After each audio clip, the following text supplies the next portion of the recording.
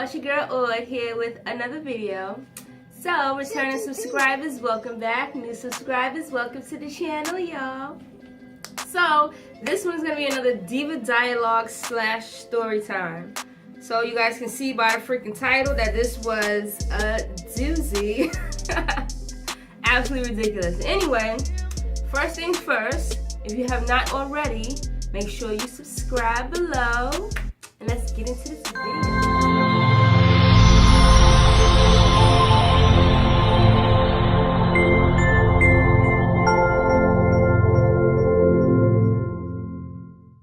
Alright, so first things first, let's introduce my beautiful drink.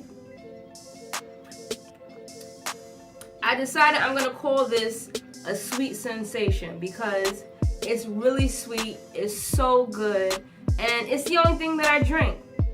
Well, this one is Parmesan peach, mango lemonade with frozen strawberries and frozen mangoes. Now, I would switch this out. Either it would be this Parmesan peach or it would be Ciroc, but we're gonna call it a sweet sensation because it gives me a sweet sensation. Alright, so this story. So, this story is gonna be about, I was a teenager during this time. This was like my first real boyfriend. My daughter's father, actually. This was a lifetime ago. So, let's get it started. So, he got locked up. He got locked up 3 months after our daughter was born. And he got locked up for a really long time. But let's preface this. Before he got locked up, I was pretty much over this whole relationship. This dude had been cheating on me left and right, sideways, up, down, and all the way in between. I mean, it was absolutely ridiculous the way this man was cheating on me. Like, it was crazy. But again, we were kids, so I guess, you know, that was kind of to be expected, maybe? No. Whatever. He was just a whole asshole, and that was what that was. But anyway, I was pretty much done with the relationship, but then when he got locked up, it's like, damn, this is the father of my kid. We've been together at that point for at least like 4 or 5 years. I mean, my whole, as long as I was able to have a boyfriend, and even before I was able to have one, he was my boyfriend. So, that's what it was. I felt like I needed to stand by him at this time because what was happening was so horrible. And I mean, the reason why he got locked up, that's a whole nother Diva dialogue in itself. But anyway, I won't digress. So he got locked up or whatever. I am 17 years old when he gets locked up. I had her on my 17th birthday, right? So I'm 17 years old, she's 3 months old, and he gets locked up on New Year's Eve. So, what's happening now is we going back and forth to court with him. I'm 17. I'm using my little money for my little job or whatever, buying him outfits for court, making sure he good or whatever. Like, he calling me every day. I'm receiving these letters. I'm writing him back, all this shit, right? So, he was in prison for like a year at this point. So it was a year of me traveling back and forth to prison. And I told you we were kids. So he was in Spofford. That is a juvenile facility where there's both girls and guys in there, right? So I'm traveling back and forth to this place with his mother. I even brought my daughter a couple of times to see him in that place or whatever. So I'm really doing a ride or die chick type shit. And I'm a fucking kid, right? So one day I receive a letter from him. So, normal letter. You know, wasn't that spectacular. He wrote me all the time, like, he's in prison. What the hell else is he doing? Or so I thought, right? So I get the letter. I'm reading the letter. Oh, I miss you. This is that. I love you. Blah, blah, blah. And then I get to a line in a letter that says, my mother wants to meet you. I'm like, what? I spent my whole childhood in your house. What you mean your mother want to meet me? What? So now, So now I go back in the letter. Now I'm reading it more intently because I told y'all I was pretty much done with this relationship.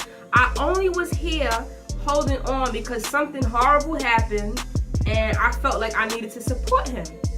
That's it. I really didn't want to be with him. I was so fucking over it. And it was like any way out would have been a way out. So whatever. I see this line in the letter.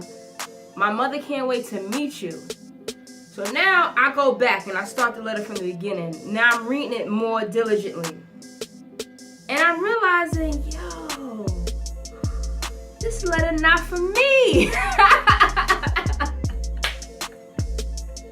Yo, I couldn't fucking believe it. I'm like, nah. After all the shit he put me through, all the cheating that went on, after the reason why he's in prison and I stuck by your side, all that shit, you cheating on me from prison? Nah. So whatever, I finished reading the letter and it absolutely was not for me. So what must have happened was he must have been writing both letters at the same time and stuck them in the wrong envelopes.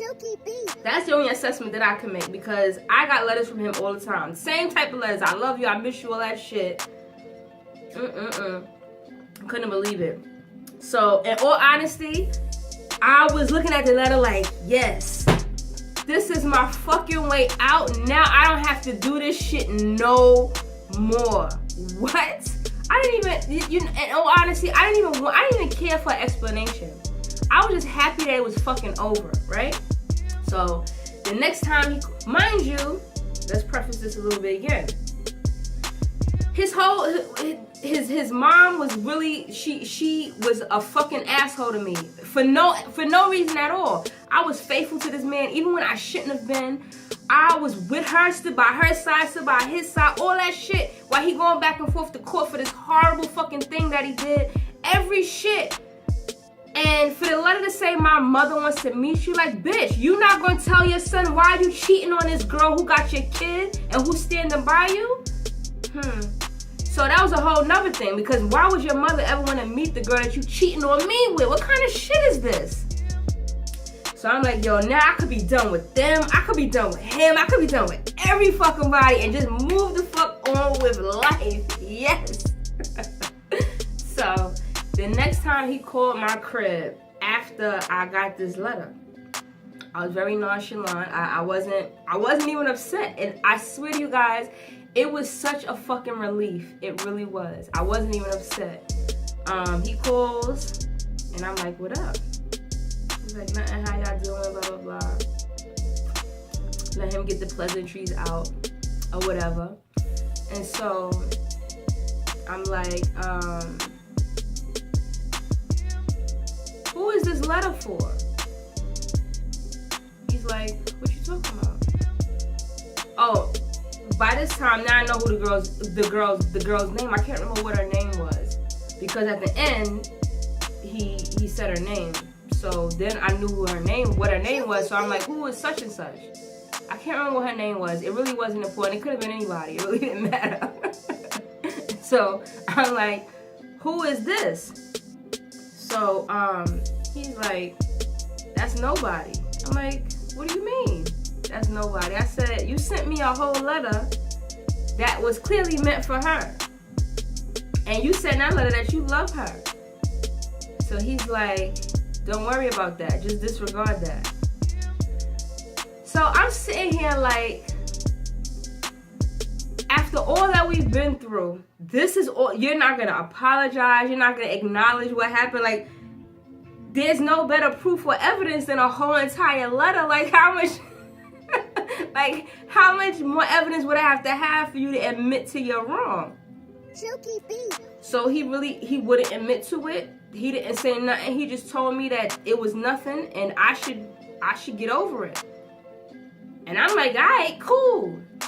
And in my head, I'm saying to myself, I'm over it and I'm over you. That was the last conversation we ever had. He would call my house, constantly call my house, and I was living with my mother at the time, and I would tell him, nah, you can't talk to me. I don't want to talk to you ever again. We're done. Of call that bitch. Let that bitch come to your court dates. Let that bitch do little shit for you, all this whatever. Let her do all that. Let that bitch deal with your crazy ass mother. All that shit. Let that bitch do it because I am finito. So he would call my house constantly. And I was just like, fuck it. Like, I would give his mother or whatever and his family pictures of my daughter or whatever to send to him. But I was finished. There was no, this man used to, when I tell you, all you used to see was me crying in front of my building all the time because this nigga was constantly cheating on me. And then I stayed because of what happened. Like, it was such a horrible thing that happened. I'm like, I can't walk away after this. Like, this is something that you have to stay for. Like, this is the type of tragedy that you have to stay for. Now, I was just over it and done with it. So, I was so relieved. After that, like, my life dramatically changed after that. Like, I got a brand new idea of the type of man that I wanted, the type of relationship that I wanted to be in, and he was not the fuck it. And he was in prison for 7 years. So, that was that. So, you know, after that, then I had to deal with his mother accusing me of sleeping with this one, claiming that my daughter wasn't his, all because I didn't want to fuck with him no more. And honestly, I didn't give a shit about any of it. I'm like, what am I proving to anyone? I know who I am. I know what I do. My kid looks nothing like me. Like, she looks only like they family. 100% period. So it was nothing that I needed to prove.